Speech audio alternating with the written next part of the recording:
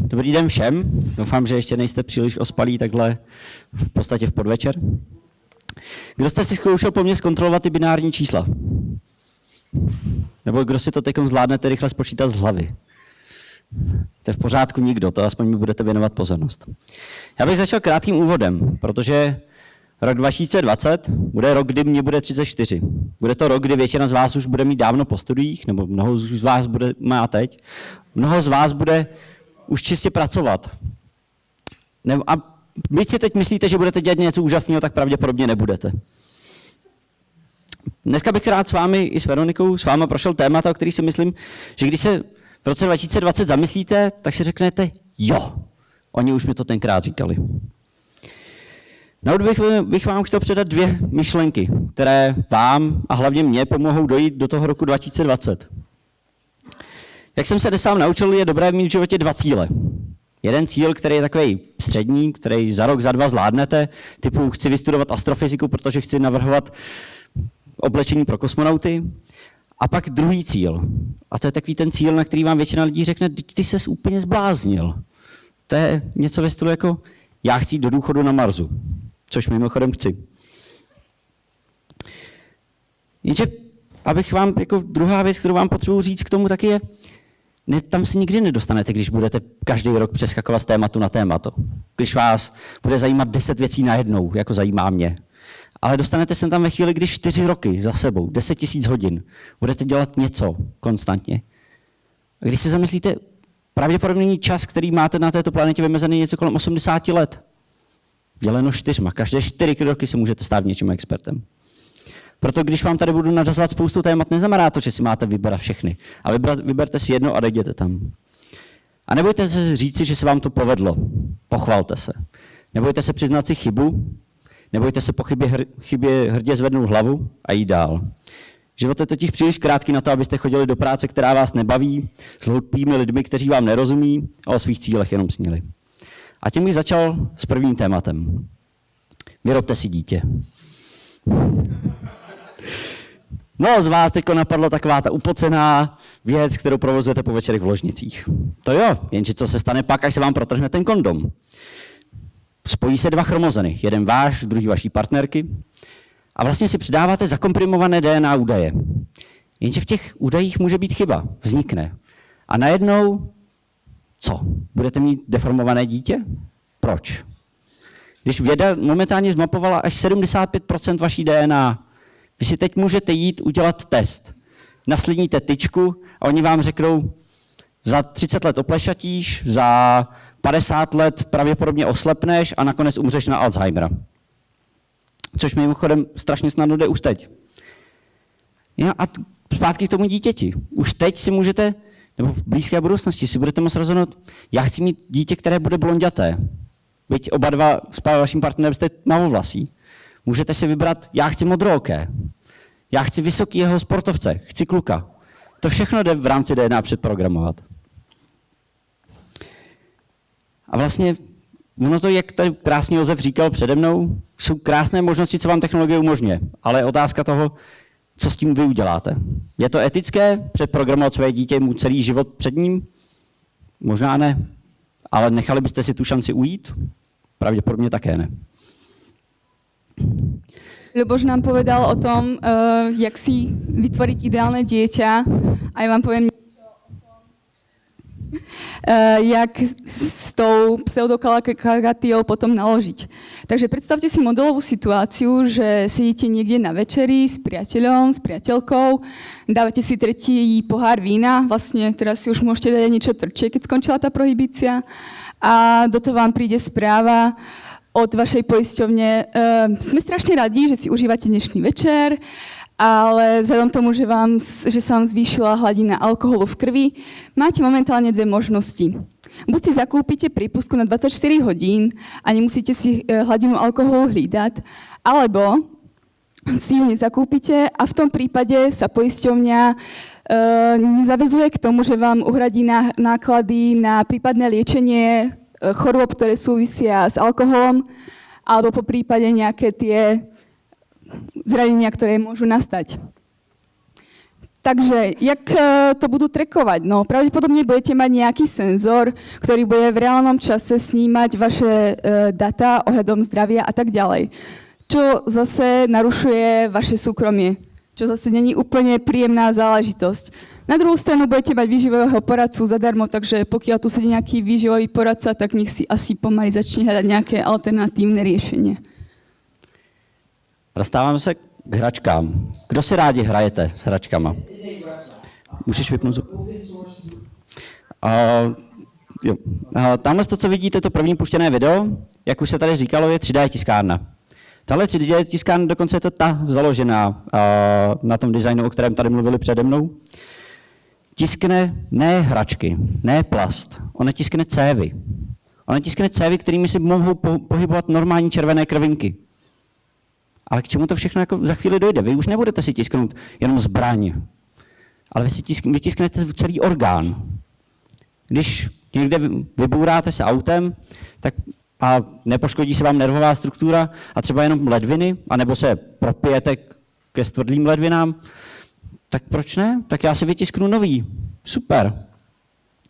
Ale máme tu i hračky, které jsou trochu jiné, které jsou trochu více aktivní. Toto je robot, který zvládá běžet rychleji než jakýkoliv sprinter na planetě. Tenhle robot by momentálně předběhnul Usaina Bolta. Což v budoucnu znamená, když vám někdo ukradne kabelku, tak policie jenom pošle robota, ten doběhne zloděje, povalí ho na zem a počká, než policista pro něj dojde. A myslíte si, že roboti nebudou chodit vůbec mezi námi? Proč ne? Roboti už umí krásně chodit. Dokonce, když do nich pak strčíte, tak on se krásně narovná a jde dál. Ta technologie je teď sice jenom v začátcích, ale za 8 let to už můžou v klidu chodit mezi námi. A co bude teď v blízké budoucnosti hned příští rok? Bude nasazený tento takzvaný velký pes, spíše vypadá jako mula. A to je vojenský dopravní prostředek, na který nevěsíte bagáž. Jo, aktuálně všechna ta technologie vypadá strašně směšně, ale když se zamyslíte na tu implikací, že vlastně za chvíli nebudeme muset do války chodit my jako lidi, ale my budeme jako operátoři jenom říkat, v pořádku toho zabij, v pořádku toho taky zabij, v pořádku toho taky zabij, dones tam tyhle věci. A vy budete sedět jenom jako operátoři někde jinde. Aktuálně, když si vezmete bezpilotní letadla, největší armáda pilotů na světě sedí v Kalifornii v továrních halách. Kam ráno vstanou, dojedou tam, sednou si za konzoli a ovládají bezpilotní letadla v Iráku. A tam se před nimi akorát objeví vždycky, tady je cíl, naveď tam letadlo, zmáčkni čudlík, bomba spadla, pořádku. Ale on se večer zbalí, jde domů za rodinu a je pořád jenom v Kalifornii. Bojuje na druhé straně světa. A vlastně my už mezi námi máme miliony robotů. Kdo si myslíte, že vyrábí vaše auta? Roboti. Aktuálně to je milionová populace robotů. Dokonce za chvíli jich údajně bude i více než lidí na této planetě robotů. Tak proč ne? Jsou to hezké hračky, na kterých se dá krásně vydělat. Minimalizmus je momentálne skloňovaný vo viacerých sférach, či sa už týka architektúry alebo dizajnu, web dizajnu. A ja by som minimalizmus spojala, čo sa týka budúcnosti vo forme outsourcingu rozhodovania. Proste nebudete rozhodovať o veciach, na ktorých nezáleží. Jednoducho budete mať na to tlačítko random, ktoré rozhodne za vás. Predstavte si situáciu, že vojdete do Subway a vôbec netušíte, čo by ste si dali. Máte tam na výber 4 bagety, XY ingrediencií a k tomu ešte 6 omáčok. Asi veľa ľudí zostane úplne nešťastných, pretože fakt si nedokáže vybrať a nevie, na čo má chuť.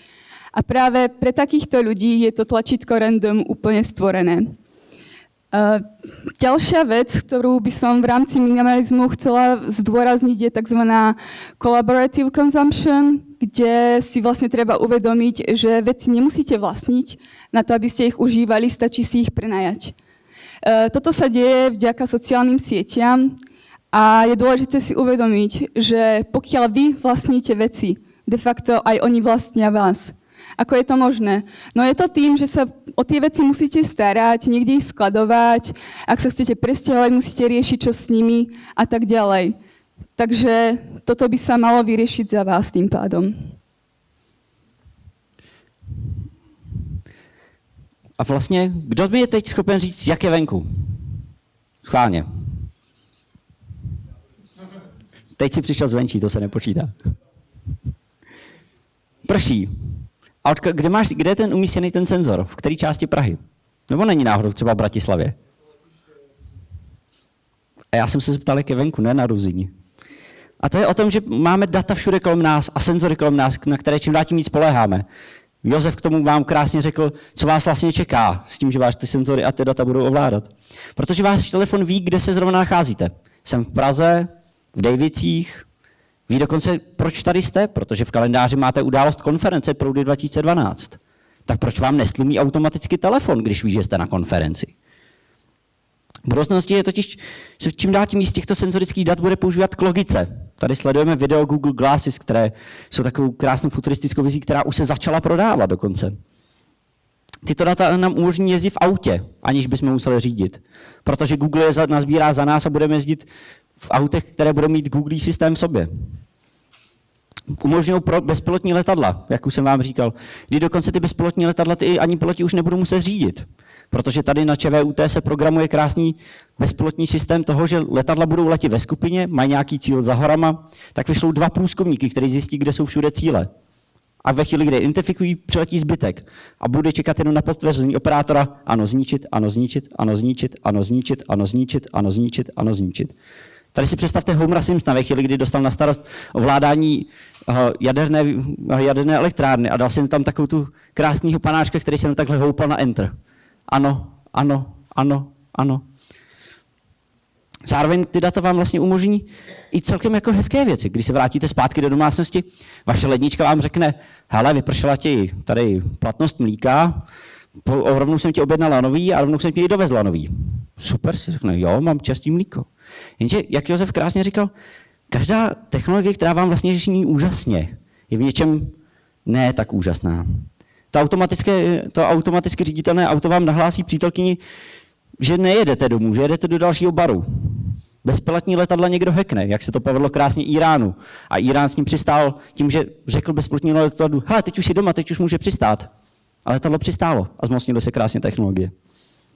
Zároveň lednice na základě informací od pojišťovny vám neobjedná ten hezký dort čokoládový, který jste chtěli a řekne vám, ne, expirovaly ti kredity na sladkosti, teď si objednáš zeleninu. Ja myslím, že sa bude Jozefovi už čkať, jak sa v kuse na neho odvolávame. Ale ja by som chcela zdôrazniť vliv korporácií. A tento slajd som nazvala výdelečný altruizmus. Behom pol roka budeme všetci svedkom experimentu, kedy v Hondurase investičná spoločnosť JMK vytvorí 3 mestá. A to na základe premise, že firma funguje efektívnejšie ako štát. Cieľom je zlepšenie infraštruktúry a zvýšenie zamestnanosti, pretože vláda Hondurasu to nezvláda, pretože sú tam rôzne problémy, čo sa týka korupcie, kriminality súvisiace s drogami a podobne. Tieto mestá by mali fungovať ako tzv. Privátne mestské štáty, budú mať vlastný daňový systém, politický systém, políciu, môžu uzatvárať medzinárodné zmluvy a tak podobne. Takže za chvíľku uvidíme, jak tento experiment dopadne, uvidíme, či to bude win-win a těšíme se na to. Pokud jste někdo čitateli Cyberpunku, tak se to právě stává skutečností. A já bych se chtěl věnovat ještě takové mé skoro největší vášni. Jako jsem říkal, chtěl bych jít na důchod na Mars. A nejsem jediný. Jedno jméno, který, kdybyste si mohli odnést jenom jedno jméno, najít si jenom jedno jméno na Wikipedii, tak bych vás poprosil, ať je to jméno Elon Musk. Je to Jihoafričan, který se přistěhoval do Spojených států a změnil spoustu věcí, které momentálně děláte tak, jak děláte. Změnil kompletně, jak platíte na internetu. Je to spoluzakladatel PayPal, které prodal za stovky miliard. Změnil to, jak získáváme elektřinu ze slunce, skrze firmu SolarCity, která momentálně vyrábí jedny z nejefektivnějších solárních panelů. Změnil, jak budeme řídit za 2 roky. Vlastně jak řídíme teď. Protože založil firmu Tesla, která vyrábí elektrická auta. A tento čtvrtek představil síť elektrických čerpacích stanic, která pro ty lidi, kteří vlastní Tesla auta, bude naprosto zdarma. Takže vy najednou se za cenu jednoho auta, které jste si koupili, kdykoliv dostanete přes celé Spojené státy, jenom za cenu oběda, který si budete muset někde cestou koupit. A taky mění to, jak se vlastně dostaneme do vesmíru. Se společností SpaceX, která, jak snad někteří víte, jako první se dostala jako privátní korporace k vesmírné stanici a zadokovala a získala kontrakt na to se tam dostávat, pokračuje dál v inovacích a chce dostat na to, aby 1 kilogram do vesmíru stál jenom $100. Spočítejte si, kolik vy vážíte, kolik může vážit vaše zavazadla. A zjistíte, že je to vlastně strašně levné, bude se dostat do vesmíru. A proč vesmír? Proč mě to tak zajímá? Chtěl bych vám tady přečíst jeden citát a budou se hlásit postupně ti, kteří budou vědět, odkud je. Nekonečný vesmír. Toto jsou cesty hvězdné lodi, jenž se znovu a znovu vydává za poznáním tajemných nových světů, hledat nové formy života a nové civilizace. Odvážně se pouští tam, kam se dosud nikdo nevydal. Kdo ví, z kterého seriálu to je? Proč by lidé nechtěli objevovat? Lidé chtějí objevovat pořád. Jenže co už je na Zemi k objevení? Ukažte mi místo na planetě Zemi, kde ještě nikdo nebyl. A koukáš na málo hollywoodských filmů, tam už byly taky. Už nám v podstatě zbývají jenom oceány. Ale oceány, tam je tma, tam to prostě není tak zajímavý, jako letět na ten Mars, letět na Měsíc. Proč ne tam? A je tady firma, která to začíná realizovat. Firma, která se jmenuje Mars One, která v roce 2023 plánuje založit právě že tuto vesmírnou kolonii, kam každé 2 roky přiletí 4 noví lidé. A nebude to financovat žádná vláda, budete to financovat vy. Protože plánujete financovat skrze seriál Big Brother. Budete moci koukat celý den nepřetržitě na to, jak se tam ta parta těch dobyvatelů potýká s problémy. A vlastně to není takový jako komplikovaný. Mars, to je vlastně naše sluneční soustava. Kdo by se chtěl podívat někam jinam po galaxii? A kdo si myslí, že je to nemožné? Ruce nahoru. Kdo si myslí, že se v jejich životě nepodívá na Alpha Centaury? Tak vědci začínají pracovat na tom, aby vás tam dostali za 2 týdny. Neboli, když jsem tady mluvil o vesmírné lodi Enterprise, tak ta lítá na warp. A aktuálně vědci v NASA testují malý warpový pohon, který nefunguje na tom, že překročí rychlost světla, ale na to, že ohne vesmír před tou lodí, vepředu ho zkomprimuje a vzadu zase provádí expanzi. Neboli vaše reálná rychlost je 0, ale vy se pohybujete v rámci času. A bude trvat 2 týdny dostat se na nejbližší planetu. Nyní se to testuje, stejně tak, jako se testovala důkaz toho, že zvládnou rozbít atom. Tudíž vlastně v roce 2020 možná se dostanete na vesmírnou loď Enterprise a poletíte si do Alpha Centaury. Poznáte niekto pojem modrá ekonomika? Ruky hore. Tak ja vám o tom poviem niečo viacej. Túto teóriu vymyslel teda belgický podnikateľ Gunther Pauli, ktorý hovorí o tom, že spoločnosť dokáže fungovať efektívne na princípoch prírody. Prečo práve príroda? Pretože tam nevzniká nezamestnanosť, nevzniká tam žiadny odpad. Príroda nepozná monopoly. Tento podnikateľ napísal rovnomennú knižku Modrá ekonomika a predstavuje v nej 100 inovácií, ktoré vlastne potom sám aj vyskúšal. Skúšali ich v Strednej Amerike a v Afrike. Takže pokiaľ vás to zaujíma, môžete si prečítať tú knižku, určite ju doporučujem. A čo vlastne táto teória hovorí ďalej? Hovorí o tom, že globálna ekonomika momentálne narazila na svoj limit a jediný spôsob, ako sa dokáže ďalej ešte kvázi rozpínať, je transformácia a reštrukturalizácia. Nebo vesmírný výskum. Alebo. No a kľúčovým prvkom k tejto reštrukturalizácie, takéto dlhé slovo, je etika. Takže je predpoklad podľa futurológov, že nám vzniknú nové tzv. Etické trhy, ktoré budú fungovať na princípoch prírody. Teda ako funguje príroda? Z problémov vytvára príležitosti, funguje na princípe neustálej inovácie, neustálých zmien a vedľajšie produkty vníma ako suroviny na nové produkty. A vlastně Představili jsme vám tady pár technologií, které si myslíme, že jsou zajímavé, ale každá technologie má svoji pozitivní stranu. Jo, úžasný, budu jezdit do vesmíru. Ale i tu negativní stránku toho, že vy budete ničit jiné světy. A i v běžném životě, když budete jenom žít dalších 8 let jako běžný občan, zajímejte se o to, co děláte. A hlavně si važte nejcennější věci, kterou máte. Zdravý rozum. A úplně poslední překlad. Nejlepším způsobem, jak si splnit své sny, je realizovat je. Děkujeme vám za pozornost.